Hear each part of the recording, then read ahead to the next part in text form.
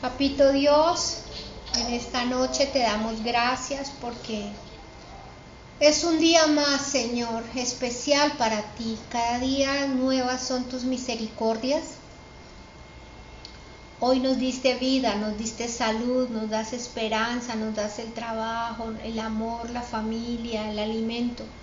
Hoy queremos ponernos delante de tu presencia para decirte gracias, para suplicarte por la salud y todas las situaciones de todos los del grupo, Señor, de todos nuestros hermanos en la fe, por todas las cosas que suceden, Padre. Sabemos que tú vienes pronto. Te pedimos que nos alientes, que nos fortalezcas, que abras nuestros ojos cada día, que nos des discernimiento para no ser engañados en estos tiempos tan terribles. Te pedimos, Padre eterno, que estés presente con nosotros en esta hora. Bendecimos tu santo nombre y nos disponemos con todo nuestro corazón a escucharte. Usa a nuestro pastor, bendícelo y háblanos. Aquí estamos para ti. Le damos gracias en el nombre de nuestro Señor Jesucristo. Amén. Amén. Bueno, anoche estuvimos viendo una forma especial de estudiar proverbios, sacando un tipo especial de enseñanza. Hoy vamos a ver otro parecido. Vamos a reunir unos proverbios para sacar dos enseñanzas hoy. Pero ¿por qué estamos haciendo esto? Si el mundo está convulsionado, si hay tantas noticias. Precisamente. Eso lo vamos a ver en la palabra del Señor. El capítulo 21 de Lucas es un poco el equivalente del capítulo 24 de Mateo. Creo que ustedes ya se habrán grabado que Mateo 24 son las señales antes del fin.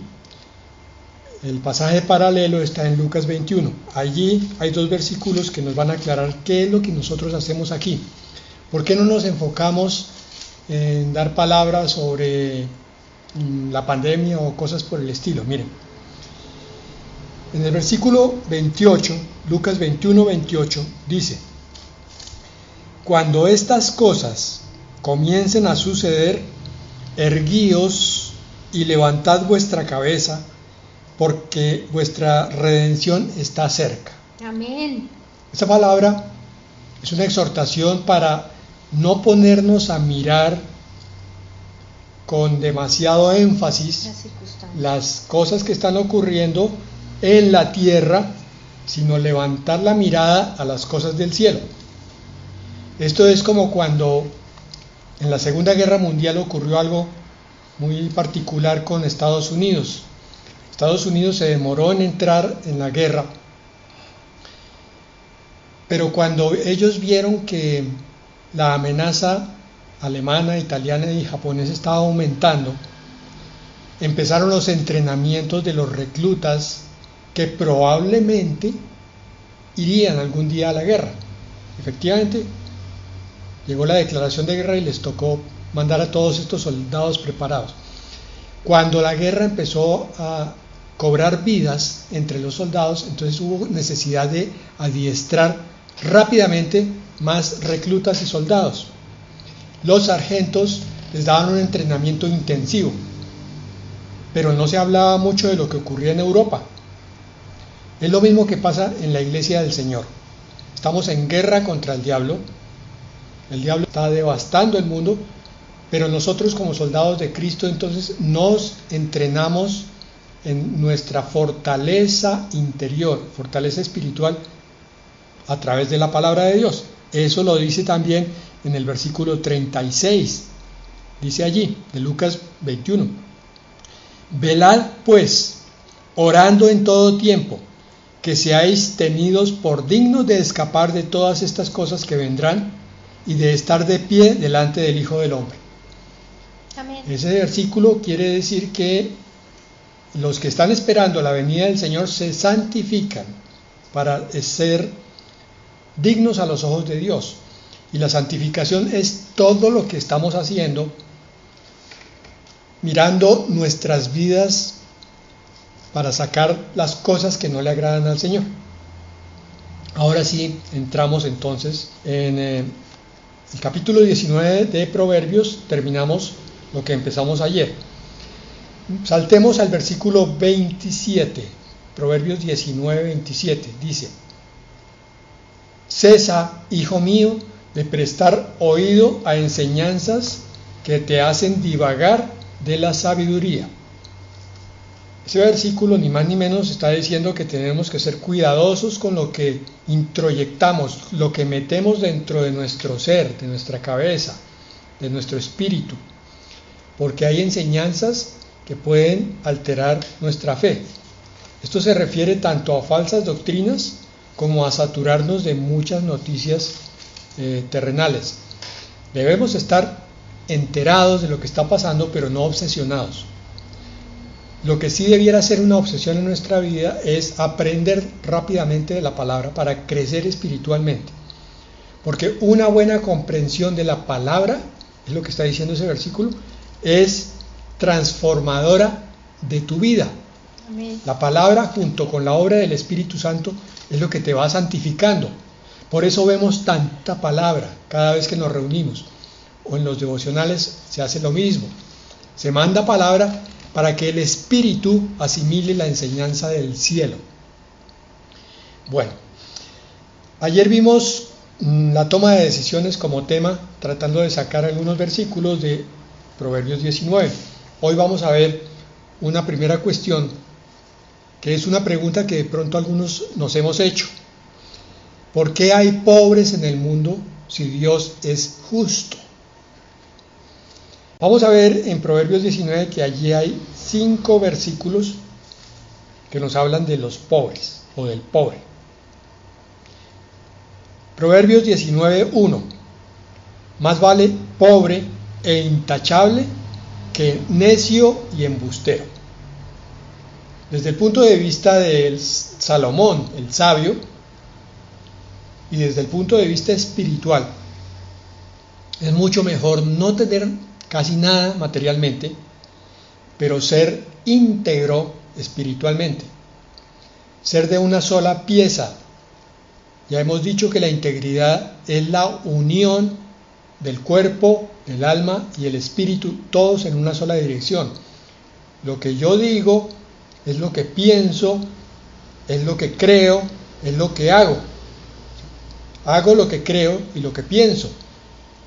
Cuando no hay integridad en mí, entonces yo puedo hablar una cosa, pensar otra y hacer una totalmente diferente. El pobre, que no tiene muchos tesoros materiales, es más dado a tener un espíritu abierto a Dios, un espíritu dispuesto para recibir la salvación del Señor.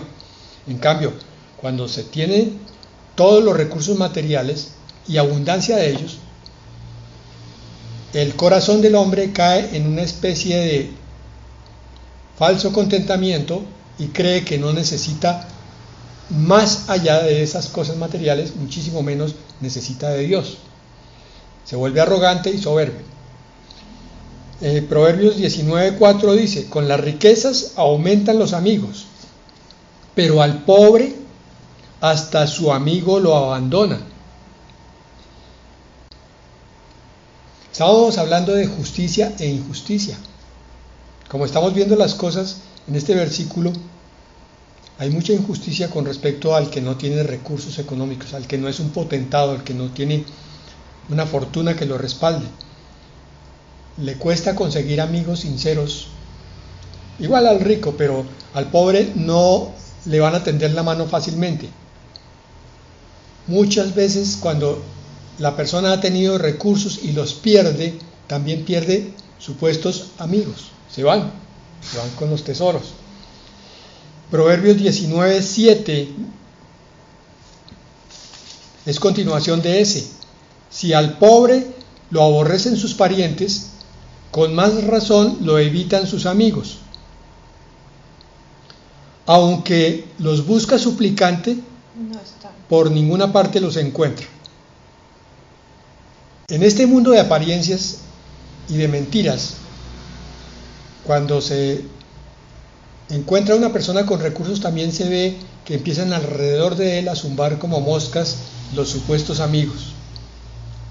Cuando no hay recursos, entonces Escasamente se ve quién es el verdadero y sincero amigo. Proverbios 19:17. Miren este, por favor. Márquenlo en su Biblia, ojalá si esa es su costumbre, o escriban la referencia.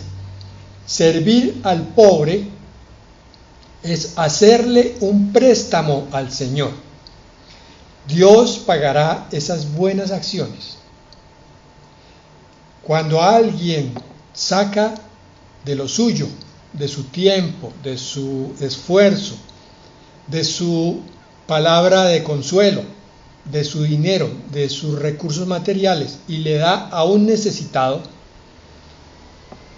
este versículo me parece impresionantemente hermoso porque está poniendo una figura allí, porque Dios no necesita nada, pero en la propia palabra de Dios aparece como si Él recibiera un préstamo de parte de nosotros, y entonces queda en una cuenta donde Dios dice: este préstamo que me hizo fulano o sutano, yo lo voy a pagar más tarde.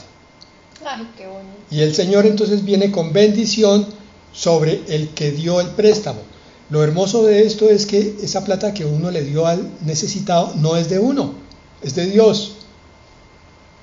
Dios es el dueño de todas las cosas. Mío es el oro y la plata, dice el Señor.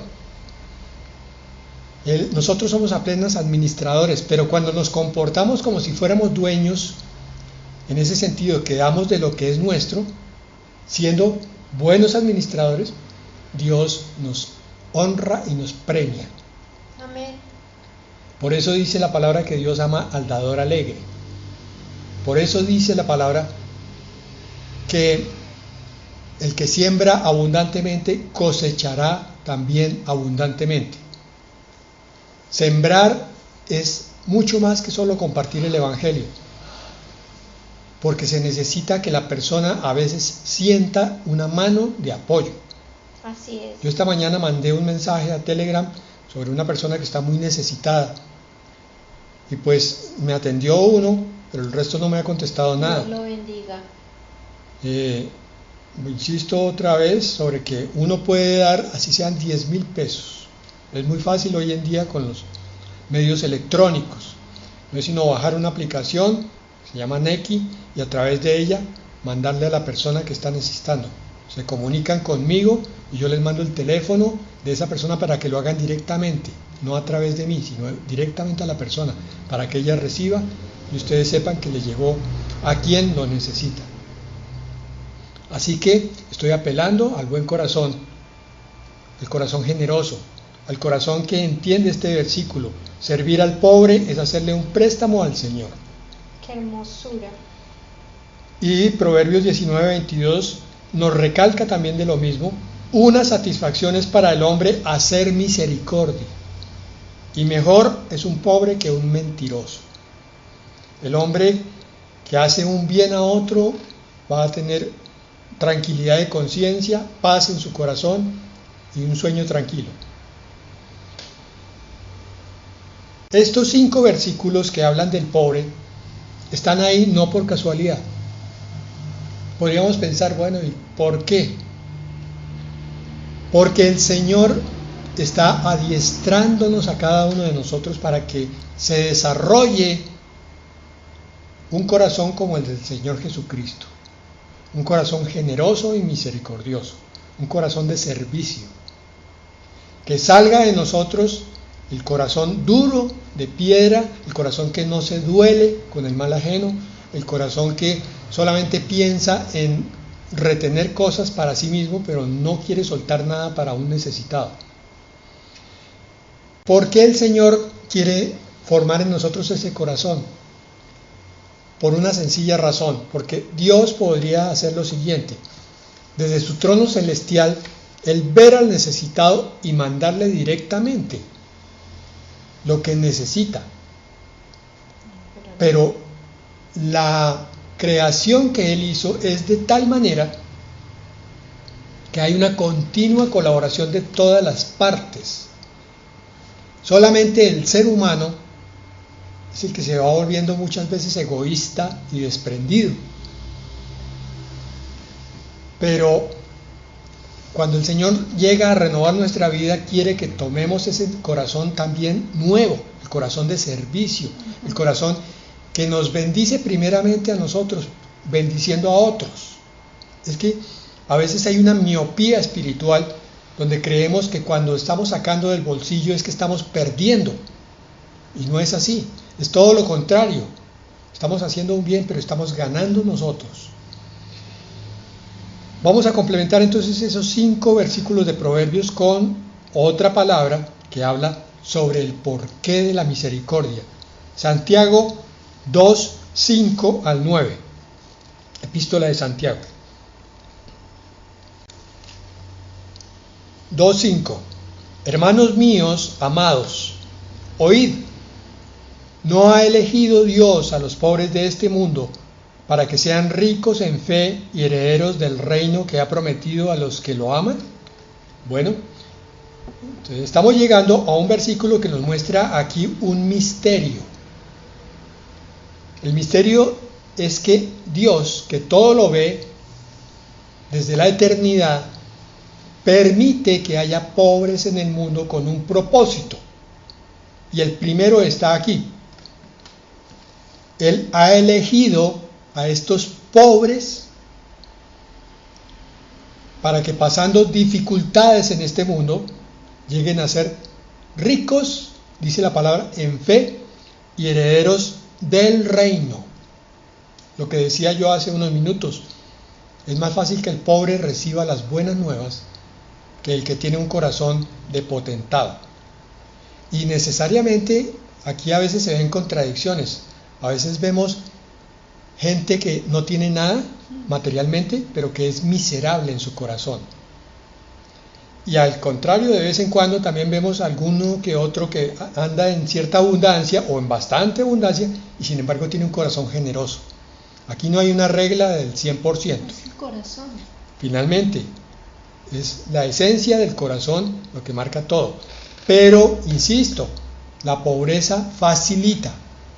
Porque cuando uno no tiene qué comer o qué vestir, levanta los ojos con más facilidad al cielo. Así es. Y encuentra más fácil también el consuelo en Dios. Gracias, Señor. Por eso, nunca se quejen de un momento de escasez. Al contrario, den gracias por eso. Eso se llama contentamiento. Porque ese momento de escasez, de dificultad, es una tremenda oportunidad para valorar las cosas espirituales, para enriquecer el espíritu en medio de la escasez material.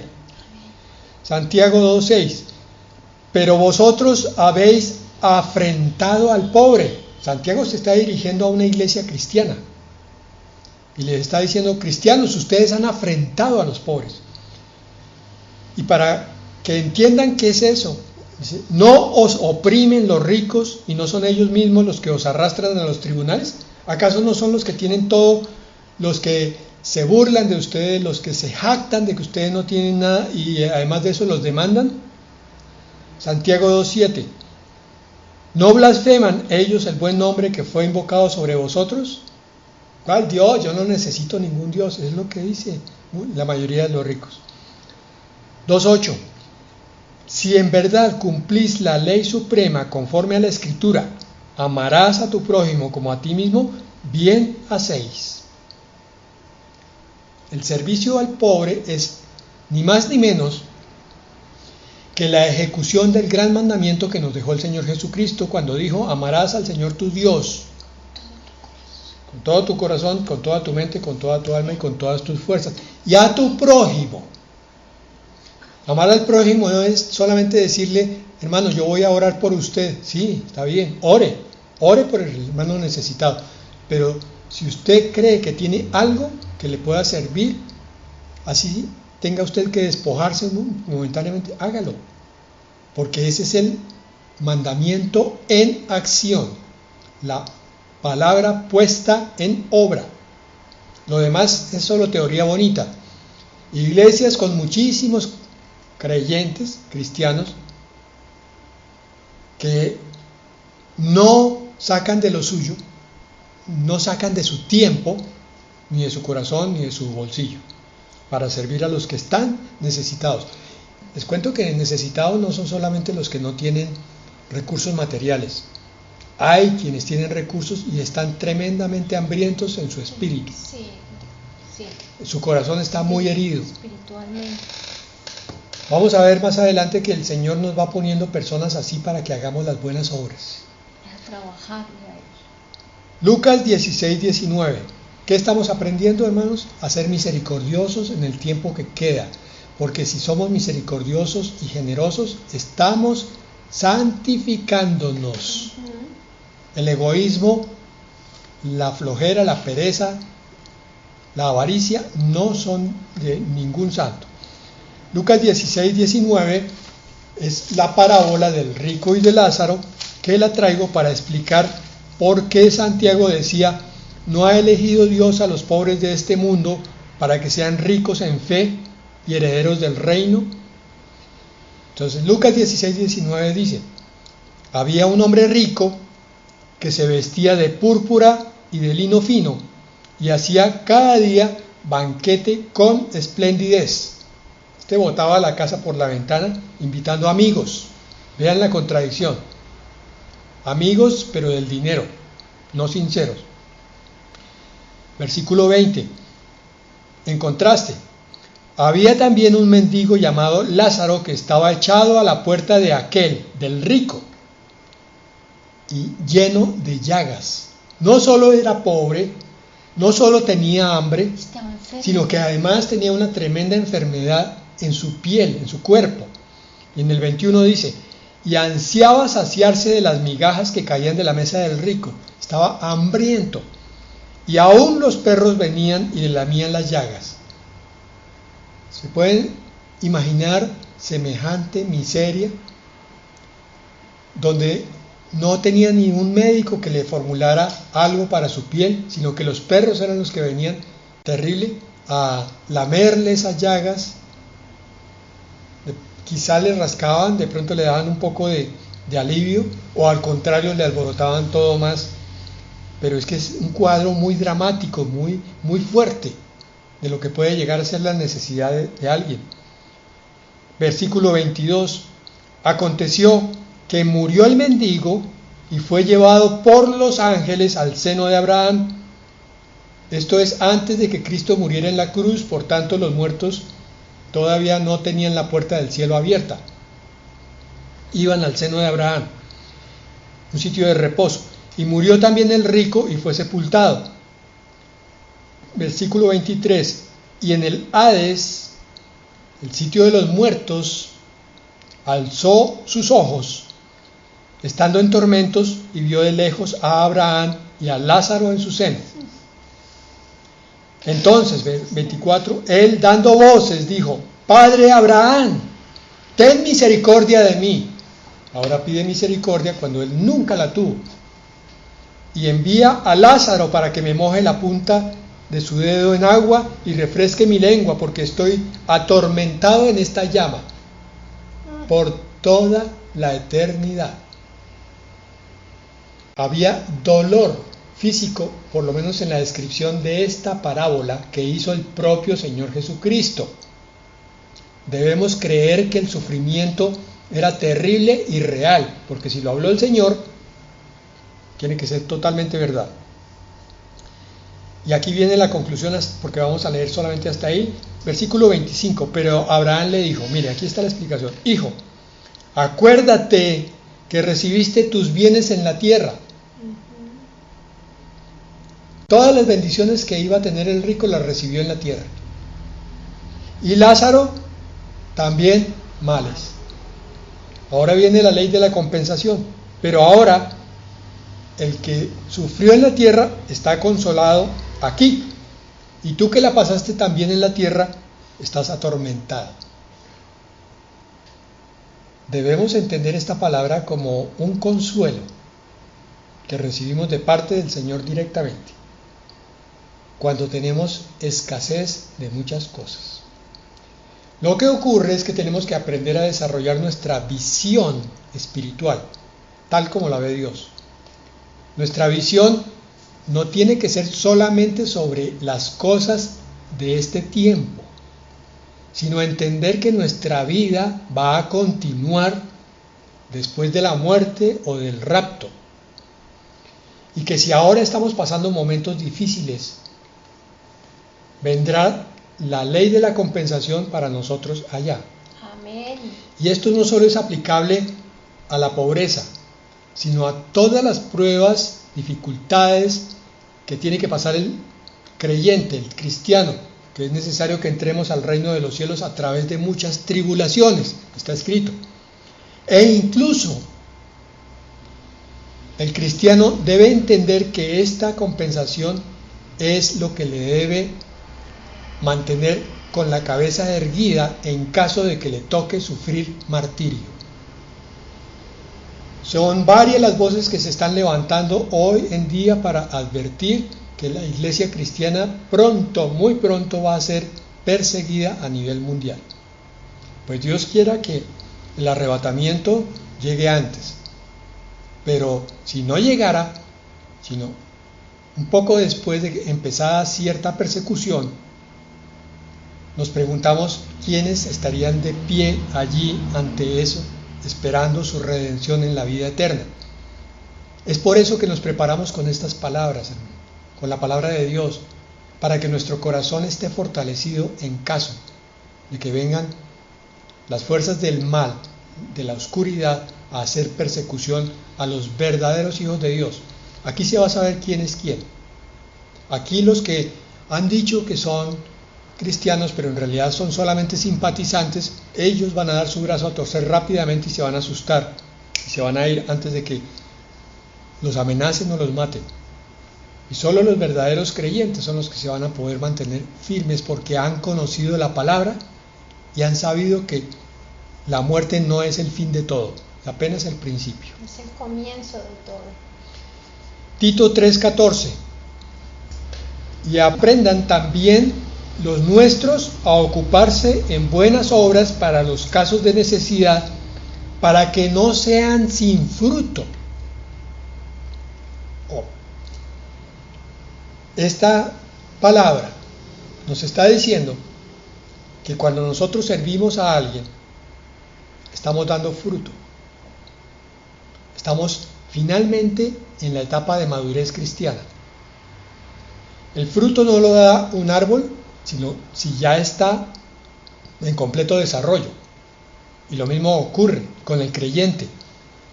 El creyente que es inmaduro solamente piensa en sí mismo, en que el pastor me tiene que dar la enseñanza, la palabra, en que el pastor me tiene que bendecir, me tiene que sanar, me tiene que consolar, tiene que orar por mí. Todo es la iglesia y el pastor, pero yo no tengo que dar nada. El cristiano maduro es aquel que dice: el Señor me ha dado muchas cosas, todos los días me bendice con algo nuevo, yo tengo que devolver algo de esa bendición a los que lo necesitan. Repito, aprendan también los nuestros, o sea los cristianos, a ocuparse en buenas obras. El cristiano no está llamado a sentarse a oír sermones, tantísimas veces lo he dicho, sino a dar fruto, buenas obras para los casos de necesidad, para que no sean sin fruto. Y el Señor está preguntándonos en este momento: ¿y dónde estás tú? ¿En el jardín de los recién cultivados, aunque de pronto lleves 10 años de vida cristiana y todavía no das fruto? ¿O ya estás con tu corazón dispuesto para ayudar a todo el que necesite? Y Efesios 2:8 dice: porque por gracia sois salvos por medio de la fe, y esto no de vosotros, pues es don de Dios. Mire, con solo considerar este versículo debemos sentir algo dentro de nuestro interior y corazón, porque está hablándonos el Señor que nosotros que íbamos rumbo al infierno, un día fuimos mirados por el infinito amor misericordioso de un Dios que había sido ofendido por nosotros, y no obstante nos miró con gracia, nos miró con perdón, quiso darnos de lo que no merecíamos,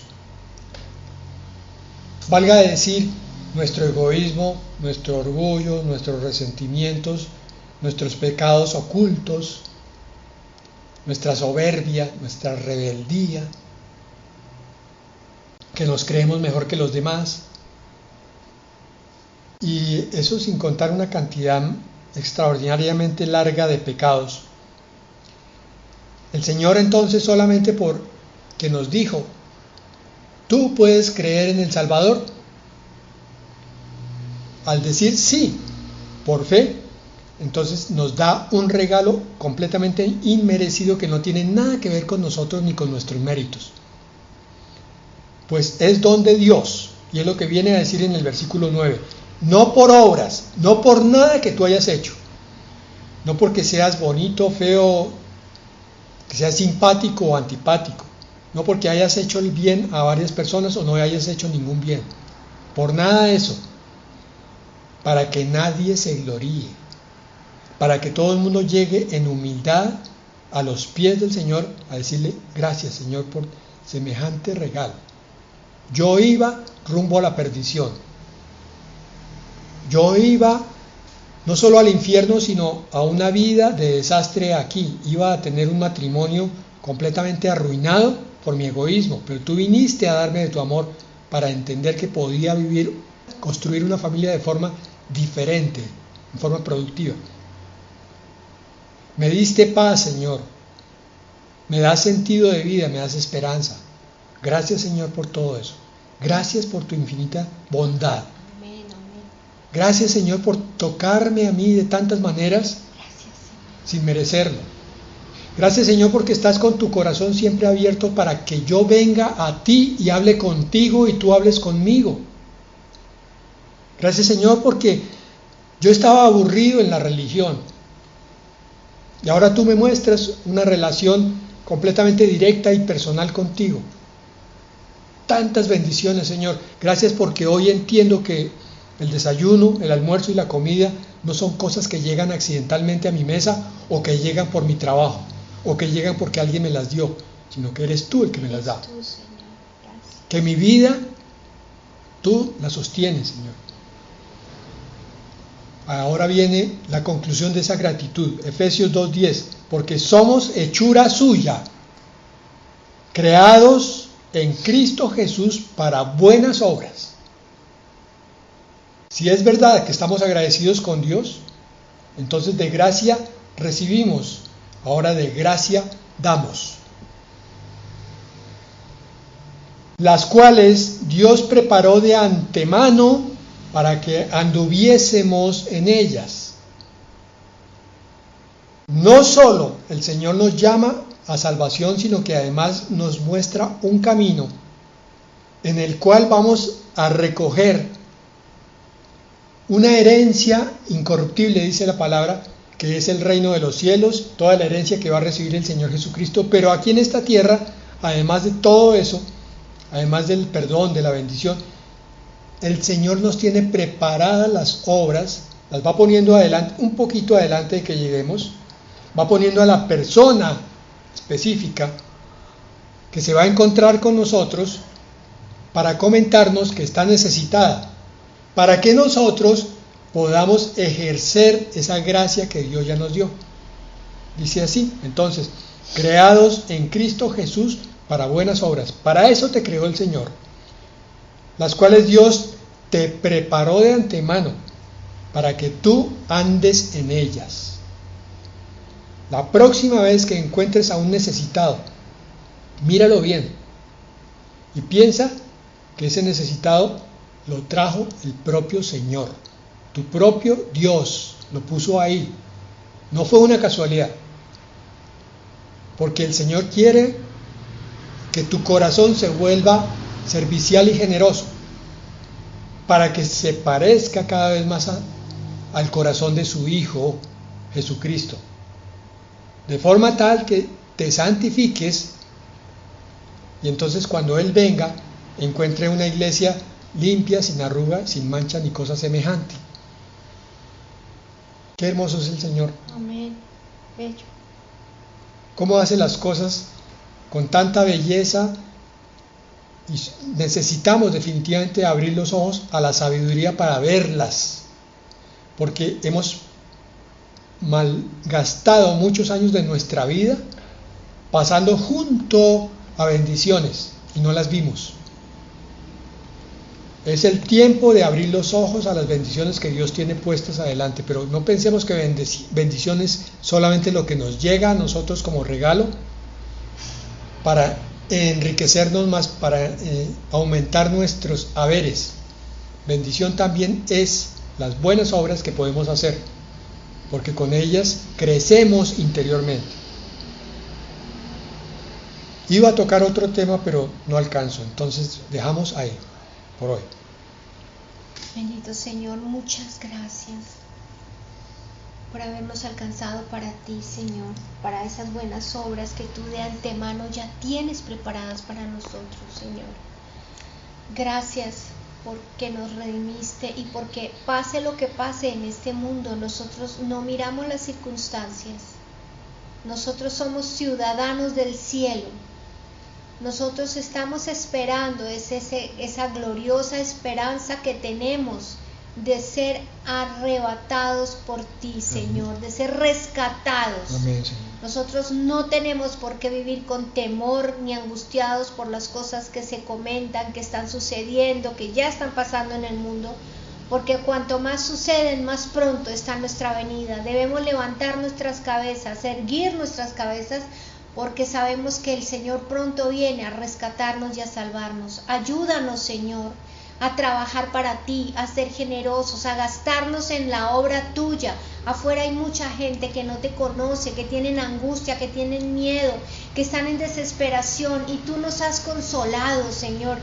Hemos visto tu gloria, tu misericordia. Ayúdanos a consolar con esas consolaciones con las que tú nos consolaste. Ayúdanos a hacer testimonio vivo de las cosas maravillosas que tú has hecho por nosotros y mostrárselas a aquellos que no tienen esperanza. Te damos gracias, bendecimos tu santo nombre y te pedimos en esta hora que nos des el entendimiento de que somos administradores tuyos de todo lo que tenemos aquí en la tierra. Gracias, Señor Jesucristo. Bendice a todos los de este grupo, Señor, y a todos nuestros hermanos en el mundo entero. Gracias, Señor Jesús. Amén. Amén. Y amén.